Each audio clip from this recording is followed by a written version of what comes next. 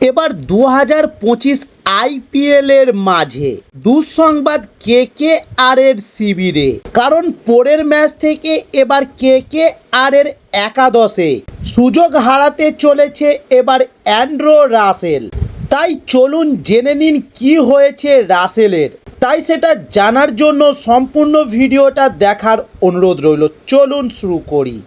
তবে যার পারফরম্যান্সের জন্য হাপিতোষ করে বসে থাকে নাইট ভক্তরা, আর এবার ঠিক সেই কারণেই ক্যারিবিয়ান তারকা অ্যান্ড্রু রাসেলকে আরসিবি এবং রাজস্থানের ম্যাচে বল হাতে দেখা যায়নি।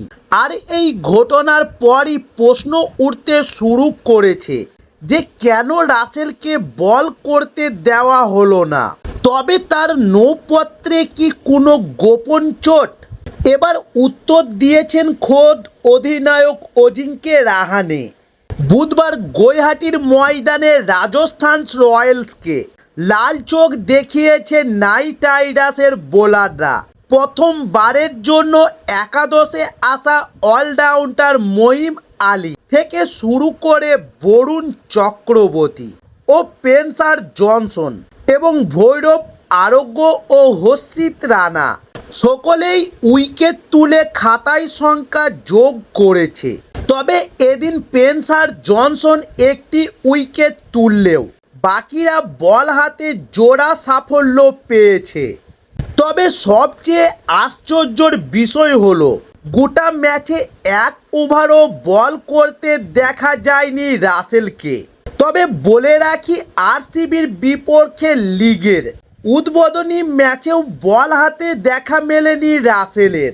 আর এর পরই দুয়ে দুয়ে 4 করে ফেলেছেন দর্শকেরা।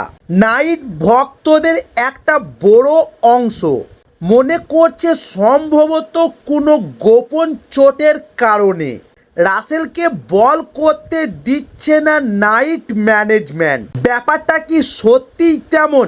তবে এ বিষয়ে এবার জানিয়েছেন কেকেআরের অধিনায়ক যে কেকেআরের সমর্থকরা ধরেই নিয়েছে চোটের কারণে রাসেলকে বল করতে দিচ্ছে না ম্যানেজমেন্ট। ফলত জল্পনা বেড়েছে অ্যান্ড্রু রাসেলের চোট নিয়ে। তবে রাজস্থানের বিরুদ্ধে জয়ের পর সেই জল্পনা উড়িয়ে দিলেন অধিনায়ক রাহানে। এদিন ম্যাচ শেষে নাইটদের সেনাপতি বলেন, অলরাউন্ডার অ্যান্ড্রু রাসেলের বোলিং করার জন্য পুরোপুরি তৈরি ও সম্পূর্ণ ফিট আছে, কিন্তু আমরা এখনই সব অস্ত্র একসাথে প্রয়োগ করতে চাইছি না। তবে রাহানের এমন বক্তব্যের পরই নাইট তারকাকে নিয়ে ধরে প্রাণ এসেছে সমর্থকদের। তবে মুম্বাইয়ের বিরুদ্ধে ক্যারিবিয়ান তারকাকে বল হাতে উইকেট দখল করতে দেখা যাবে কিনা তা নিয়েও সংশয়টা রয়েই গেল।